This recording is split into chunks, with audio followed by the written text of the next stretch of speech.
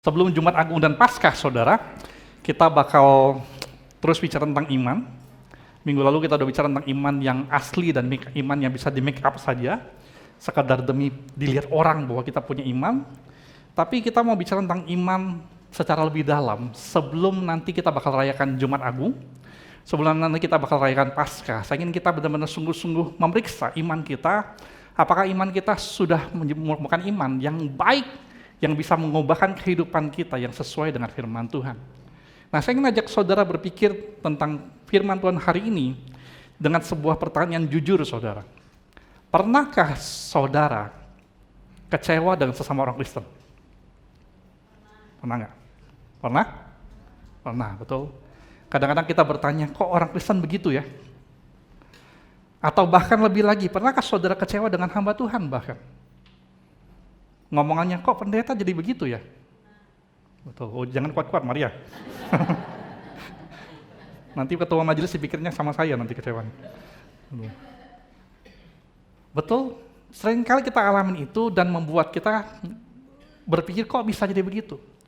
Dulunya juga waktu saya masih muda, saya berpikir bahwa untuk menjadi anak Tuhan yang baik, itu ini yang kita perlu lakukan. Kita perlu percaya Tuhan, kita bakal terima Roh Kudus, lalu secara otomatis kemudian hidup kita bakal berubah, pelan-pelan semakin menyenangkan Tuhan.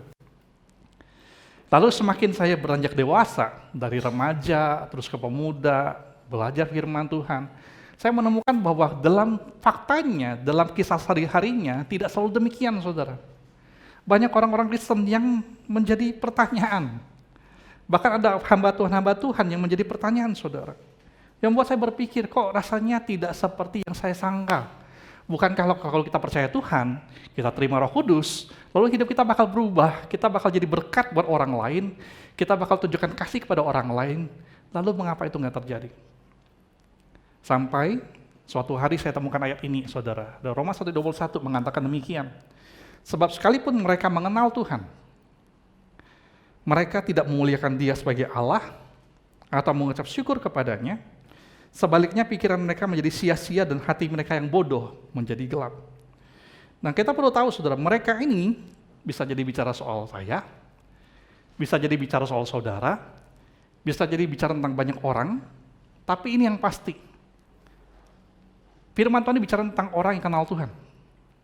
Dan kata kenal di sini bicara tentang bukan cuma tahu, tapi ngerti, kenal dekat, intim dengan Tuhan. Dan orang-orang demikian dikatakan apa? Dikatakan meskipun mereka kenal Tuhan, mereka dekat dengan Tuhan, mereka lakukan ritual dengan Tuhan, tetapi pikiran mereka bisa jadi sia-sia, hati mereka bisa jadi bodoh dan gelap. Karena apa? Mereka hidup kenal Tuhan, bahkan mungkin percaya Tuhan, tetapi nggak memuliakan Tuhan.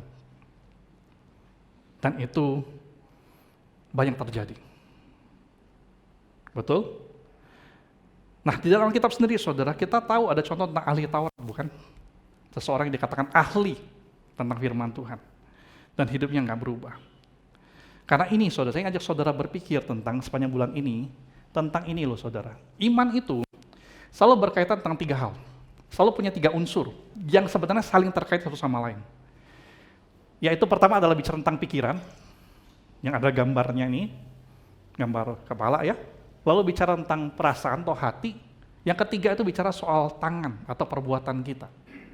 3 hal ini berkaitan, saudara, karena apa? Tanpa 3 hal ini, iman kita tidak bakal jadi iman yang sungguh-sungguh atau seperti iman yang Tuhan harapkan terjadi dalam diri kita. Dan hari ini, saya ajak saudara buka firman Tuhan untuk belajar satu unsur saja dari Efesus pasal 4 ayat 21-24. Kita mau bicara tentang pikiran dulu hari ini, saudara. Bagaimana pikiran ini penting untuk kita cuma tidak sekedar percaya Tuhan, tidak cuma sekedar kita itu rajin ke gereja, bahkan rajin pelayanan, tapi kita harus punya pikiran yang berubah untuk menunjukkan iman kita. Efesus pasal 4 ayat 21-24. Kalau sudah ketemu katakan amin. Udah ketemu?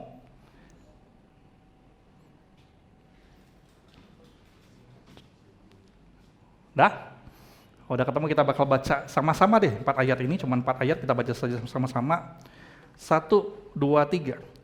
Karena kamu telah mendengar tentang Dia dan menerima pengajaran di dalam Dia, menurut kebenaran yang nyata dalam Yesus, yaitu bahwa kamu berhubung dengan kehidupan kamu yang dahulu, harus meninggalkan manusia lama yang menemui kebinasaannya oleh nafsunya yang menyesatkan, supaya kamu dibaharui dalam roh dan pikiranmu, dan mengenakan manusia baru yang telah diciptakan menurut kehendak Allah di dalam kebenaran dan kekudusan yang sesungguhnya. Saudara, perhatikan firman Tuhan bilang begini loh, kita telah dengar tentang Tuhan, tentang Yesus, kita harus terima pengajaran di dalam Yesus, lalu kita harus sadar bahwa kita punya manusia lama yang harus kita lepaskan, kita tanggalkan, baru kita bisa dibaharui di dalam roh dan pikiran, dan kemudian kita baru bisa kenakan manusia baru. Baru perubahan bakal terjadi, betul? Dan iman ini, saudara, iman yang sejati adalah bicara tentang harus ada unsur di mana kita punya keputusan. Bukan cuma sekedar percaya kepada Yesus, tapi kita harus punya keputusan untuk mau berubah, untuk menunjukkan bahwa kita percaya Yesus. Banyak orang percaya Yesus, betul. Di luar sana, ada orang yang percaya Yesus itu sebagai orang baik, banyak. Di luar sana, di luar gereja, ada banyak orang yang percaya Yesus sebagai imam, pengajar, guru yang hebat, banyak, saudara. Tapi percaya saja sekali lagi tidak cukup.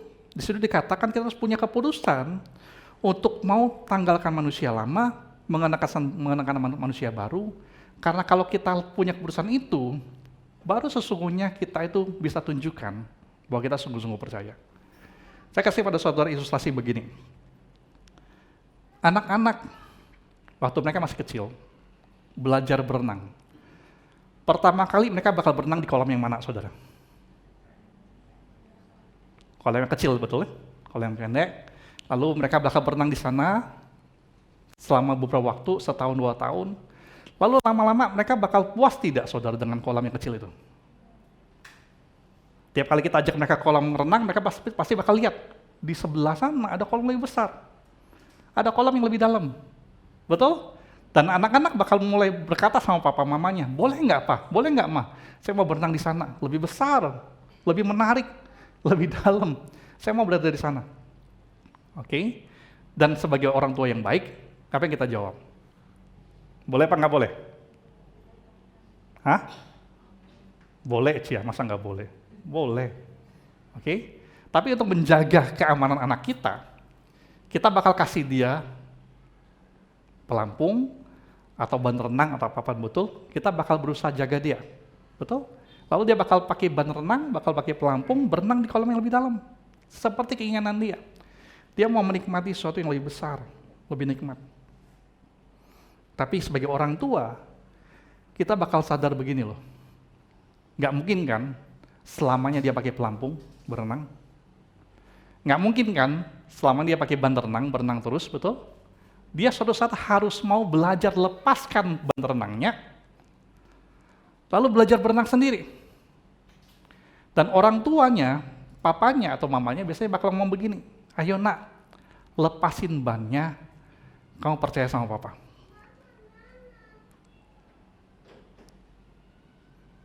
Betul? Dan anak-anak ketika disuruh lepasin ban, mereka bilang apa? Takut, nanti tenggelam. Betul? Lalu kita tanya, kamu percaya nggak sama papa? Jawabannya apa? Jawabannya apa? Percaya. Kalau percaya gitu, kalau gitu lepasin bannya. Apa jawabannya? Nggak mau. Betul? Kamu percaya nggak sama papa? Percaya. Kalau kamu belajar renang harus lepasin bannya. Oke? Kamu percaya? Lepasin ban. Lalu dengan enggan, dia bakal lepasin ban, pegang papanya jagain dia. Tetapi sesungguhnya di proses-proses awal begitu, saudara, tidak semua anak, kebanyakan anak bakal sulit dia mau lepasin ban untuk percaya papanya yang pegang. Betul nggak? Demikian juga dengan kita dengan Tuhan. Iman kita itu hanya sungguh-sungguh. Kalau kita bukan cuma sekedar kita bilang kita percaya sama Tuhan, tapi waktu Tuhan berkata, lepasin manusia lama. Pegang tangan Tuhan. Kenakan manusia baru. Waktu kita mau punya keputusan untuk mau berubah seperti itulah, baru iman kita itu bakal jadi nyata. Bakal jadi iman yang nyata. Amin? Amin? Karena ini saudara, sering kali kita berpikir bahwa kita tidak mau tinggalkan manusia lama. Itu karena manusia lama itu enak. Karena manusia lama itu nikmat untuk kita lakukan. Kebiasaan hidup yang berdosa itu kayaknya lebih nyaman, lebih asik. Tapi yang sering kali terjadi adalah sesungguhnya kita tidak mau tinggalkan manusia lama. Karena mungkin kita tidak sungguh-sungguh percaya sama Tuhan. Kalau kita kenakan manusia baru, apakah hidup kita bakal baik-baik saja?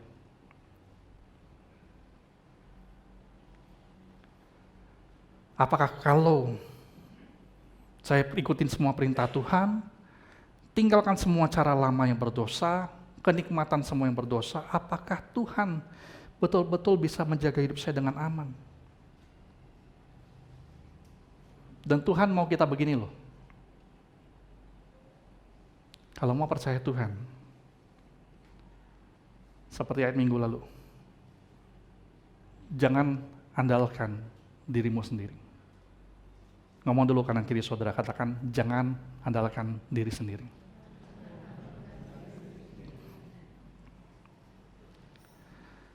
Kalau mau percaya Tuhan, punyalah keputusan untuk juga benar-benar kayak anak kecil tadi yang belajar berenang. Percaya Papa? Percaya. Kalau gitu lepasin bannya. Dan kita bersedia lepasin manusia lama kita.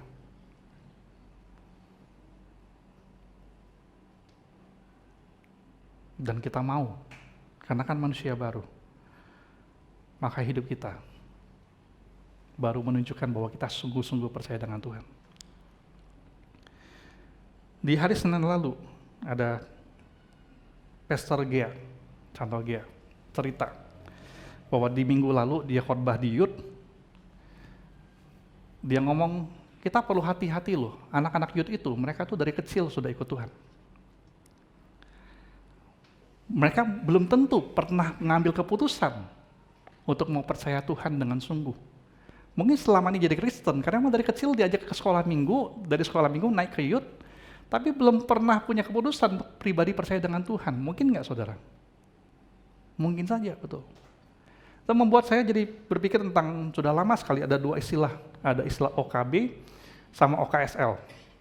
Saudara tahu nggak apa istilah ini? OKB itu bukan orang kaya baru, bukan. Mirip tapi orang Kristen baru. Yang baru 5 tahun lah percaya Tuhan. Bertobatnya baru 5 tahun lalu.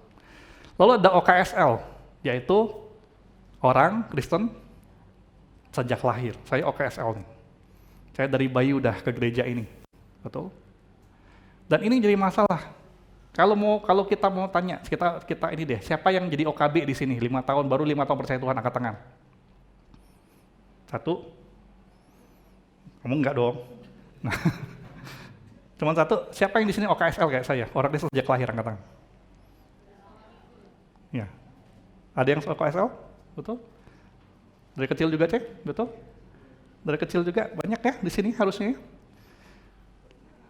Betul?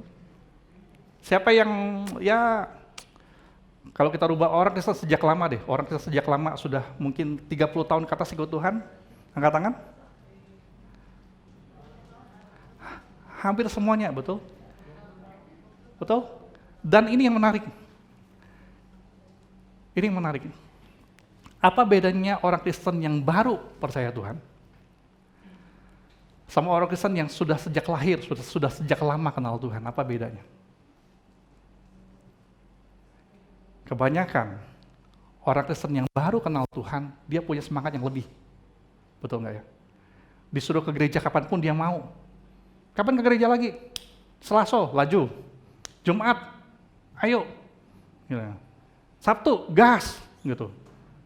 Oke? Orang Kristen yang sudah lama ikut Tuhan, apa yang terjadi? Alangkah seringnya gitu ke gereja. Ya. Betul nggak? Orang Kristen yang baru disuruh pelayanan, cepat. Orang Kristen sejak lahir seperti saya, disuruh pelayanan lebih lambat. Betul nggak? Mengapa? Bedanya cuma di sini, saudara. Orang Kristen baru, itu mereka baru saja punya keputusan untuk ikut Tuhan, dan punya keputusan untuk mau berubah, itu baru. Dan ini yang mungkin perlu menjadi pengingat kita pada hari ini adalah, apakah kita yang sudah ikut Tuhan sejak lama, atau bahkan sejak lahir, sudahkah kita mengulangi atau memperbaharui keputusan kita percaya Tuhan? Itu berarti adalah keputusan untuk kita harus mau berubah. Atau enggak?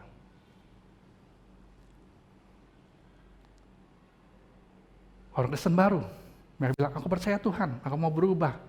Mereka punya kekuatan itu, bensinnya masih full. Mungkin kita perlu membaharui keputusan kita supaya kita kembali terisi dengan komitmen bahwa saya mau ikut Tuhan, saya mau percaya Tuhan, dan itu berarti saya mau berubah dengan Tuhan juga. Kelemahan kita kalau sudah ikut Tuhan sejak lama adalah begini, kita terlalu gampang percaya Tuhan itu mengampuni. Tuhan itu pasti bakal mengerti. Kita salah-salah sedikit-sedikit sudahlah, Tuhan tuh pasti ngerti, aku ini bukan orang sempurna. Betul nggak? Tapi orang Kristen baru percaya Tuhan, baru dibaptis, besoknya bikin dosa, dia ngapain? Nangis. Sama Tuhan, minta maaf Tuhan. Aku dosa lagi Tuhan. Tapi kita perlu hati-hati, kita yang sudah ikut Tuhan sejak lama. Kita lakukan kesalahan lagi, lakukan dosa lagi. Masihkah kita punya hati seperti itu dengan Tuhan? Tiap kali kita mengaku dosa, kita melakukannya dengan hati yang hancur, dengan pikiran yang sedih, karena kita itu tidak menunjukkan bahwa kita itu sungguh-sungguh mau berubah. Hari ini saudara, saya ngajak saudara berpikir tentang ini sebelum Jumat Agung, sebelum Paskah. Kalau sudah sejak lama kita belum pernah membaharui keputusan kita untuk percaya Tuhan, yang artinya adalah keputusan untuk mau berubah sesuai dengan apa yang mau Tuhan mau, mari kita ambil kembali komitmen itu hari ini. Amin. Amin. Lalu berikutnya adalah begini, kita harus berubah jadi seperti apa sih? Apa yang jadi standar baik atau buruknya perubahan hidup kita? Dan tentu saja kita harus berubah, bersedia terus selaraskan pikiran kita dengan firman Tuhan. Kayak ayat 21 tadi berkata, kamu telah mendengar tentang Tuhan, tentang Yesus, dan kamu harus menerima pengajaran tentang Tuhan.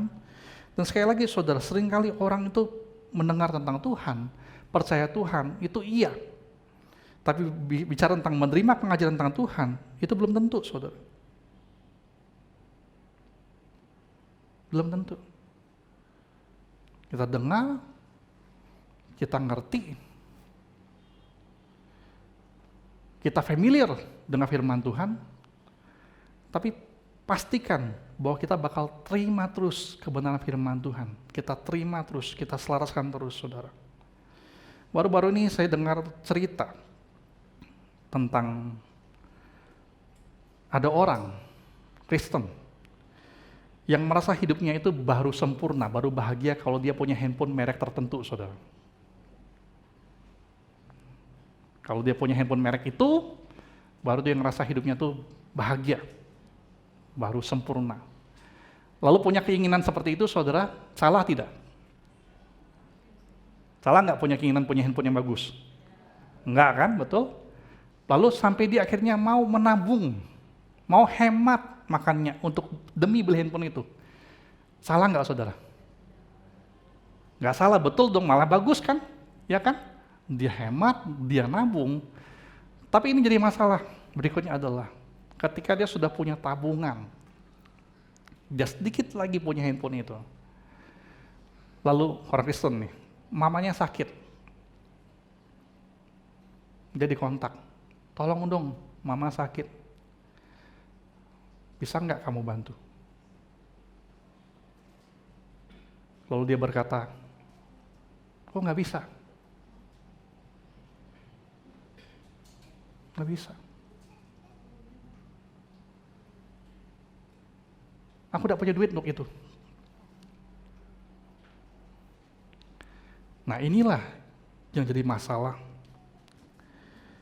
Yang ayat 22 seperti mengatakan itu adalah seperti keinginan yang berubah menjadi nafsu yang menyesatkan. Saudara perlu tahu, saya udah khotbahin ini bulan lalu, bahwa kita punya impian, kita punya keinginan, nggak pernah salah. Bahkan Tuhan memberikan kepada kita kemampuan untuk bermimpi, supaya iman kita itu bertumbuh terus, semakin percaya dengan Tuhan yang besar. Tuhan juga tidak mau hidup kita terus-terus begini saja. Tuhan mau kita terus berkembang, betul. Tapi kapan keinginan itu menjadi nafsu yang menyesatkan? Ini standarnya. Yaitu waktu kita pengen sesuatu, kita memprioritaskan hal tersebut, tanpa akhirnya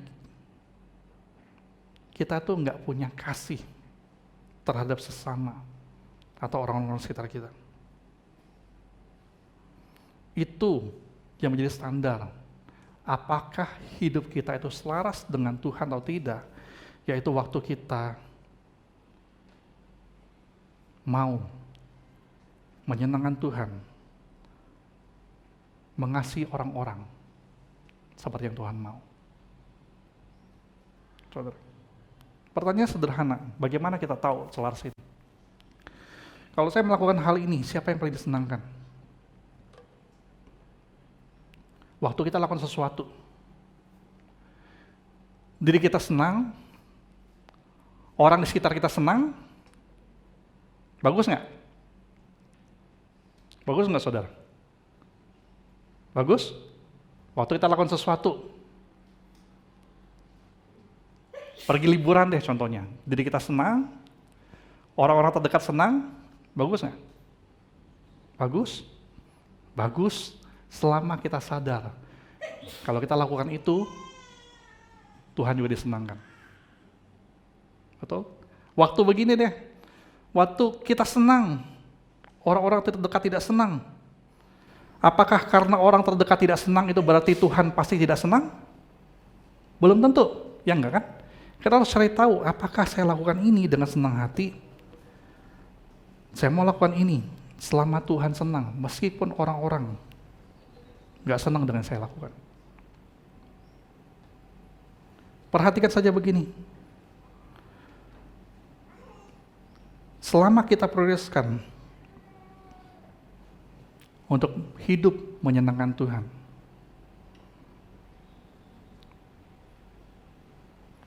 itu berarti saudara, kita sudah selaras dengan firman Tuhan. Saya mau tutup dengan begini saudara, saya mau sharing. Setidaknya bagi saya pribadi, saudara, ada 3 hal yang terus saya pikirkan di dalam hidup saya untuk saya lakukan apapun.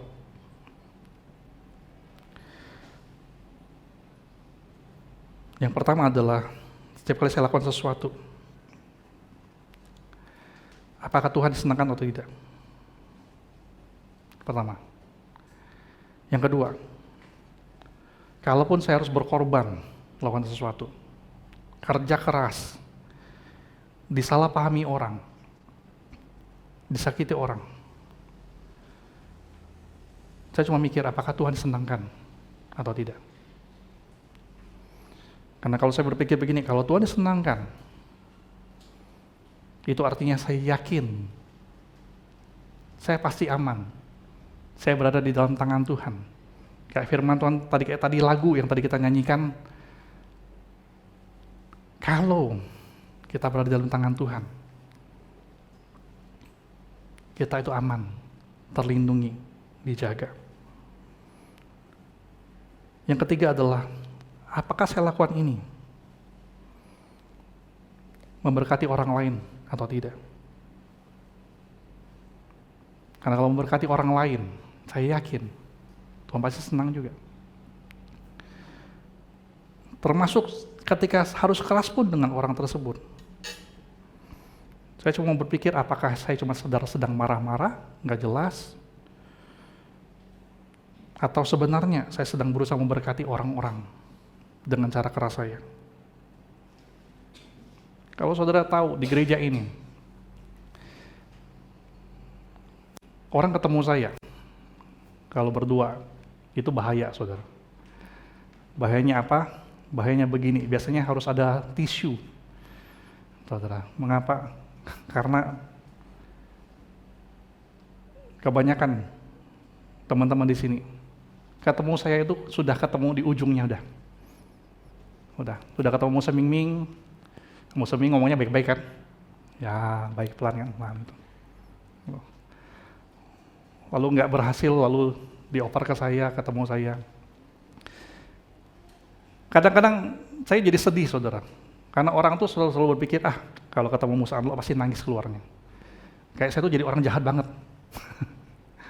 Betul. Tapi memang ada waktunya, saudara, di mana saya perlu ngomong sejujurnya dengan orang-orang, yang kamu lakukan ini, keliru loh. Tuhan nggak happy dengan itu. Yang kamu lakukan ini nggak baik loh. Karena kamu puas, kamu bisa balas orang pun, Tuhan gak happy dengan itu. Tapi, ini yang terjadi. Saya percaya, firman Tuhan ngomong begini. Kalaupun kita datang kepada Tuhan dengan hati yang hancur, Tuhan bakal berkati kita dengan hati yang dipulihkan dan kehidupan yang berubah. Selama kita datang dengan Tuhan pun. Amin, saudara? Amin? Saya banyak saudara sederhana begini, hari ini berbicara tentang ini. Mari, kita kembali dengan kebiasaan kita, mungkin 20 tahun, 30 tahun yang lalu. Waktu kita masih muda, di mana kita bisa datang dengan Tuhan, dengan pengakuan dan dengan hati yang hancur. Mari kita kembali ngomong sama Tuhan, Tuhan, aku mau percaya Tuhan, dan itu artinya saya mau berubah. Pikiran saya mau berubah. Saya punya keputusan untuk mau berubah hidup saya. Menanggalkan manusia lama, kenakan manusia baru. Dan mari kita kembali punya hati yang peka, bahwa kalau yang kita lakukan selama ini salah, kita datang sama Tuhan, bawa hati yang hancur, minta Tuhan pulihkan diri kita, ampuni kita. Baru saudara bakal punya kehidupan yang luar biasa, karena saudara punya iman yang sejati di dalam Tuhan. Amin? Amin? Mari, saya ajak saudara, kita mau tutup, kita tundukkan kepala kita tutup mata, kita berdoa.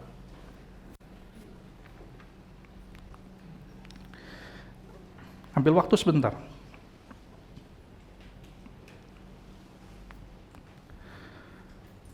Untuk mengingat kapan terakhir kali kita datang kepada Tuhan dengan hati yang hancur. Kapan terakhir kali kita datang kepada Tuhan dengan pengakuan yang sungguh, lalu berkata kepada Tuhan, Tuhan, aku mau berubah. Aku mau bertobat.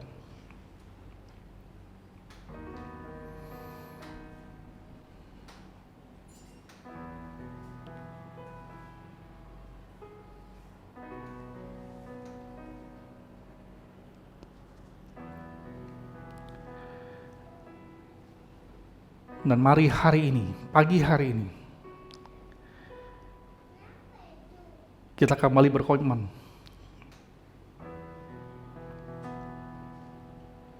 untuk berkata, Tuhan, aku mau percaya Tuhan. Nah, itu berarti sama dengan aku mau selalu berubah. Semakin hari, semakin mengasihi Tuhan dengan nyata.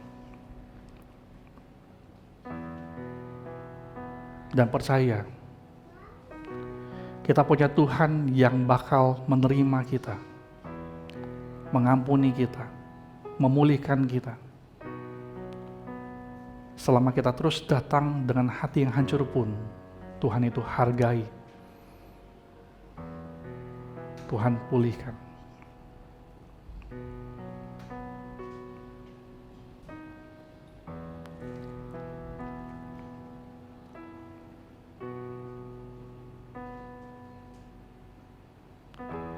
Tuhan, biarlah pagi hari ini sekali lagi Tuhan, kami bisa ingat mungkin kebiasaan yang kami punya bertahun-tahun yang lalu, berpuluh-puluh tahun yang lalu, di mana kami bisa datang kepada Tuhan, mengakui dosa kami, dan berkata, Tuhan, aku mau berubah. Biarlah kami punya kembali kebiasaan itu Tuhan. Yang mengakui percaya dengan Tuhan, bukan cuma dengan mulut, tapi dengan pikiran bahwa aku mau berubah, aku mau tinggalkan semua yang lama. Aku percaya Tuhan, kalau aku kenakan manusia baru, Tuhan bakal jaga hidupku. Tuhan bakal pulihkan hidupku. Tuhan bakal menolong setiap hal yang kita perlu lewati. Ini kami Tuhan Yesus. Bawa hati kami kepada Tuhan, pikiran kami kepada Tuhan yang mau berubah. Dia bela sungguh-sungguh hidup kami, menunjukkan iman kami yang nyata kepada Tuhan. Ini kami, dalam Tuhan Yesus yang berdoa. Sama kita katakan, amin.